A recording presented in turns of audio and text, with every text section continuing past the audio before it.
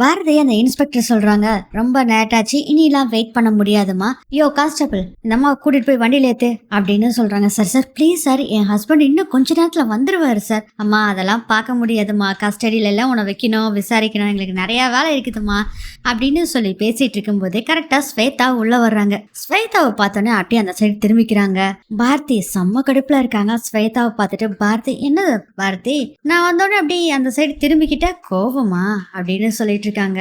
Sir இவ்வளெல்லாம் சும்மா விடாதீங்க sir, நல்லா விசாரிச்சு பணம் எங்கேன்னு கேளுங்க சார். மேம் அதெல்லாம் நாங்க பாத்துக்கிறோம் மேடம். ஐயோ லேட் ஆச்சு, முதல்ல வண்டியில போய் வந்தோமா உட்காரவை அப்படின்னு சொல்றாங்க. வாமா அப்படின்னு சொல்லி கான்ஸ்டபிள் வந்து கூட்டிட்டு போயிடுறாங்க. இவங்கெல்லாம் வெளியே வர முடியாதுமா, ஒன்றும் கவலைப்படாதீங்க அப்படின்னு சொல்லி இன்ஸ்பெக்டர் வந்து ஸ்வேதா கிட்ட பேசிட்டு இருக்காங்க. அப்போ ஒரு போன் கால் வருது. டிஐஜி பேசுறாரு. யோ என்னையா பண்ணி வச்சிருக்க நீ? சார் சார் அந்த மேடம நான் கோர்ட்டு கூட்டிட்டு போறேன் சார், ஒன்றும் பிரச்சனை இல்லை சார், எல்லாத்தையும் சீக்கிரம் முடிச்சிடும். யோ லூசுத்தனமா பண்ணிட்டு இருக்காது, என்ன பெரிய தப்பு பண்ணி வச்சிருக்க, இங்க 2 பேரு ஆஜராயிருக்கானுங்க, அவனுக்கு தான் பணத்தை திருடுனேன்னு சொல்லி. நீ என்னடானா அந்த அம்மா பிடிச்சி வச்சிருக்க, அவங்க மேல எந்த தப்புமே இல்ல. பாரதி மேடம நீ ஏதாச்சும் கஸ்டடி எடுக்கிறேன் அப்படி இப்படின்னு ஏதாச்சும் பண்ணியிருந்தானே நீ மாட்டிக்கோ, முதல்ல ரிலீஸ் பண்ணியா அப்படிங்கிறாங்க. சரிங்க சரிங்க சார், நான் இப்போ பண்ணிடுறேன் சார், இப்போ ரிலீஸ் பண்ணிடுறேன் அப்படின்னு சொல்லிட்டு போனை கட் பண்றாங்க. இதை கேட்டோன்னே ஸ்வேதாக்கு என்னமோ ஒன்று வில்லங்கமா நடந்துருச்சு போல இருக்கே அப்படின்னு நினைச்சிட்டு இருக்காங்க. ஏன்னா முதல்ல பாரதி கிட்ட வந்து பேசும்போது ஆதி வருவார்னு பாரதி சொன்னாங்களா. ஓ பாரதி இப்படியே சொல்றா, அப்ப ஆதி வரல, அப்போ அவ்வளவுதான், அவன் ஒன்னும் கண்டுபிடிக்கல அப்படின்னு நினைச்சிட்டு இருக்காங்க. இந்த விஷயத்த சொன்னோடனே பகீர்னு ஆயிருது ஸ்வேதாக்கு. என்ன சார் அப்படின்னு கேக்குறாங்க. அம்மா வேற ஒருத்தங்க சரண்டர் ஆயிட்டாங்களாமா, இவங்க எந்த தப்புமே பண்ணலையாமா பாரதி மேடம் அப்படின்னு சொல்லிட்டு, யோ கான்ஸ்டபிள் அந்த அம்மாவை கூட்டிட்டு வாயா அப்படின்னு சொல்றாங்க. சரிங்க சார் அப்படின்னு சொல்லிட்டு வெளியே போறாங்க. பார்த்தா 2 கான்ஸ்டபிள் லேடிஸ் நின்றுட்டு இருக்காங்க. போய் பாக்குறாங்க, வண்டியை காணோம். யோ என்னம்மா இது, இங்க இருந்த வண்டியை காணோம் அப்படிங்கிறாங்க. சார் தெரியல சார், நீங்க 2 பேரும் என்னமா பண்ணிட்டு இருந்தீங்க? இல்ல சார் பேசிக்கிட்டு இருந்தோம், அதுக்குள்ள வண்டி எங்கன்னு தெரியலையே சார் அப்படின்னு சொல்றாங்க. கான்ஸ்டபிள் பாத்தீங்கன்னா வேக வேகமா போய், சார் சார் பாரதி மேடம் உட்காந்து வண்டியை காணாம் சார். யோ என்னையா சொல்றா, வண்டியை காணாமா, என்னையா இவ்வளவு நேரம் பண்ணிட்டு இருந்தீங்க அப்படின்னு வேக வேகமா வழி வந்து பாக்குறாங்க. ஸ்வேதாவும் கூடயே வர்றாங்க. வந்து பாக்குறாங்க, செம்ம டென்ஷன் ஆயிடுறாங்க. என்னையா இது, வண்டியில ஒரு அக்யூஸ்ட ஏத்தி உட்கார வச்சிருக்கா, அவங்கள காணோம்னா அதுவும் வந்து அவங்க எந்த தப்பும் பண்ணலையாமா, காணோம்னா அவ்வளவுதானே மாட்டிக்கிட்டோமே அப்படின்னு செம்ம டென்ஷன்ல இருக்காங்க. ஸ்வேதா என்னாச்சு ஏதாச்சுன்னே தெரியாம அவங்களும் குழப்பத்துல இருக்காங்க. அடுத்ததே நம்ம பாரதியை காமிக்கிறாங்க. வண்டியில போய்கிட்டு இருக்காங்க. சுத்தி சுத்தி பாக்குறாங்க. இந்த இடம் கோர்ட்டுக்கு போற வழி இல்லையா அப்படின்னு சொல்லிட்டு கான்ஸ்டபிள் அவங்க ஒருத்தர் உட்காந்துருக்காரு. அவர்கிட்ட கேக்குறாங்க, சார் இது கோர்ட்டுக்கு போற வழி இல்லையே, நீங்க எங்க கூட்டிட்டு போறீங்க? அம்மா நீ பேசாம இரு, நான் எங்க கூட்டிட்டு போனா எனக்கு தெரியும், கோர்ட்டுக்கு தான் போறோம் உட்காரு. இல்ல நீங்க போய் சொல்றீங்க, நீங்க எங்க போறோம்னு நீங்க முதல்ல சொல்லுங்க அப்படின்னு கண்ண நீட்டுறாரு. இங்க பாரு, மரியாதையா நான் சொல்ற பேச்சு கேளு, நீ பேசாம வரணும், இல்லேன்னு வச்சுக்க அவ்வளவுதான் அப்படின்னு சொல்லி ஷூட் பண்ணிடுவேன் அப்படிங்கிற மாதிரி மிரட்டுறாங்க. சரின்னு சொல்லிட்டு அவங்களும் அமைதியா வர்றாங்க. ஒரு பாலடைஞ்ச பங்களா மாதிரி இருக்கு, அங்க நிறுத்துறாங்க வண்டிய. இறங்குமா முதல்ல. இங்க இதுக்கு என்ன இறக்கி விடுறீங்க சார்? இங்க பாரு, எங்க ஐயா உன்னை பாக்கணுமாமா, அதுக்கு தான் கூப்பிட்டாரு, நீ இறங்கு அப்படின்னு சொல்லிட்டு இறக்கி விட்டு அவரு பாட்டுல போயிடுறாரு. பாக்குறாங்க, அங்க ஒரு இன்ஸ்பெக்டர் செவத்தை பார்த்து நின்னுக்கிட்டு இருக்காரு. சார் நீங்க யாரு சார், எதுக்காக என்ன பாக்கணும்னு சொன்னீங்க, எதுக்கு என்னைய கோர்ட்டுக்கு கூட்டிட்டு போகாம இங்க கூட்டிட்டு வந்தீங்க, அத முதல்ல சொல்லுங்க சார். சார் இந்த விஷயம் மட்டும் என் ஹஸ்பண்டுக்கு தெரிஞ்சதுன்னா உங்களை சும்மா விட மாட்டாரு சார் அப்படின்னு சொல்லிட்டு இருக்காங்க. பாரதி அப்படியே திரும்ப பார்த்தா கூலர் போட்டுட்டு போலீஸ் யூனிஃபார்ம்ல சும்மா கெத்தா அப்படி திரும்பி நின்று கூலரை கழட்டுறாரு ஆதி. பார்த்தா பயங்கர கடுப்பாயிடுறாங்க. பாரதி நல்ல தொப்பு தொப்பு தொப்பு தொப்புன்னு போட்டு அடிக்கிறாங்க ஆதியா. அப்புறம் அப்படியே கட்டி பிடிச்சுக்கிறாங்க. ஆதி ஏன் அதை இப்படி எல்லாம் பண்ணீங்க, என்ன நடந்துச்சு? இங்க பாருங்க, கோர்ட்டுக்கு கூட்டிட்டு போற சமயத்துல நீங்க இங்க கூட்டிட்டு வந்தீங்கன்னா ஏதாச்சும் தப்பா போயிட போகுது ஆதி. பாரதி உங்க மேல முதல்ல கேஸ் இருந்தா தானே தப்பா போகிறதுக்கு, என்ன சொல்றீங்க, முதல்ல நடந்தது என்ன சொல்லுங்க அப்படின்னு சொல்றாங்க. பாரதி அதெல்லாம் கிடக்கட்டு விடுங்க அப்படிங்கிறாங்க. அதை சொல்லுங்க அதை ப்ளீஸ். அப்படியா இருங்க அப்படின்னு சொல்லிட்டு நடந்த விஷயத்த பூரா சொல்றாங்க. பாரதியோட அப்பா அம்மா வீட்டுக்கு போனது, அதுக்கப்புறம் அந்த பாரதியோட அப்பா சொன்னாரு பாத்தீங்களா, அந்த ஒருத்தர் வந்து பேசினது, அவரு வந்து அந்த திருடனை காட்டி கொடுத்தது, இது எல்லா விஷயத்தையும் சொல்றாங்க. அதுக்கப்புறம் இத செஞ்சது பூரா ஸ்வேதா தான் பண்ணது அப்படிங்கிற விஷயத்தையும் சொல்றாரு பாரதி கிட்ட. அது இதை கேட்டோடனே பாரதி பயங்கர ஷாக்கா பாத்துக்கிட்டு இருக்காங்க. ஹலோ மேடம், என்ன அப்படி ஷாக்கா இருக்கீங்க, ஃப்ரீஸ் ஆயிருக்கீங்க?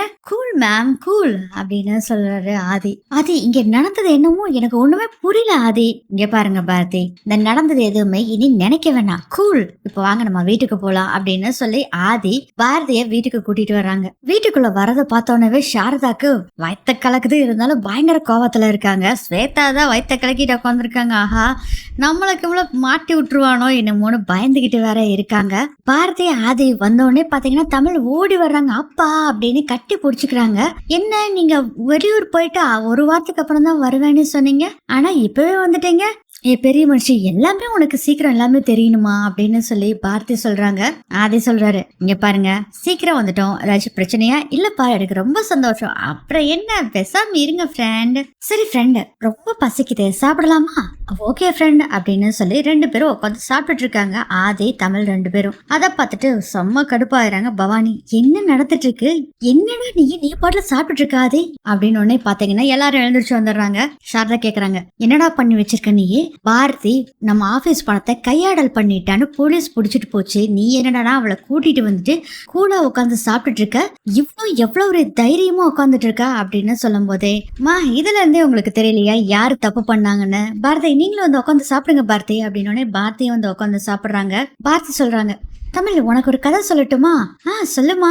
ஒரு ஊர்ல ஒரு ராஜா இருந்தாராமா அப்படின்னு சொல்லும் போதே இவங்க நிறைய கேள்வி கேக்குறாங்க. தமிழ் இங்க பாரு, கதை கேக்குறப்ப இடையில பேசக்கூடாது சரியா? ஒரு ஊர்ல ஒரு ராஜா இருந்தாராமா, அவரை சுத்தி இருக்கவங்க எல்லாருமே ஏமாத்திட்டு இருந்தாங்களாமா அப்படின்னு சொல்லும் போதே ஆதி சொல்றாரு, அந்த ராஜா ஒரு மகாராணியையும் ஒரு குட்டி தேவதையும் கூட்டிட்டு வந்தாங்களாமா அப்படின்னோடனே, மா என்ன பேச வேண்டாம்னு சொன்னீங்களாம்மா, இப்ப அப்பா மட்டும் பேசிட்டு இருக்காரு.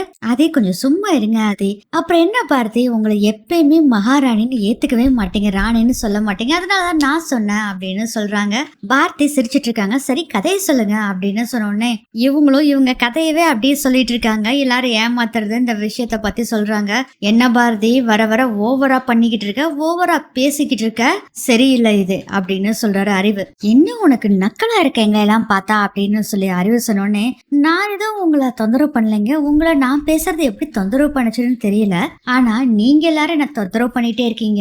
இந்த விஷயத்துல சம்பந்தப்பட்டவங்க யாரு, அவங்க எதுக்காக பண்ணுனாங்க அப்படிங்கிறது எல்லா விஷயமே எனக்கு தெரியும் அப்படின்னு பாரதி சொல்லும் போதே, அதை பத்தி நான் பேசுறேன்னா தேவையில்லாத பிரச்சனை தான் வரும், அப்புறம் உங்களுக்கு தான் அது அசிங்கம். அப்புறம் இன்னொரு விஷயம், இந்த சின்ன புலத்தனமா மாட்டி விடுறது, இது ஏமாத்துறது, இதெல்லாம் வந்து இதோட நிறுத்திக்கிங்க, அதுதான் உங்களுக்கு நல்லது. இல்ல சின்ன புலத்தனமா இப்படித்தான் நாங்க திருப்ப பண்ணுவோம்னா அதுக்கான விளைவுகள் பெருசா இருக்கும் அப்படின்னு சொன்னோன்னே சாரதாக்கும் ஸ்வேதாக்கும் பயங்கர கோவம் வருது.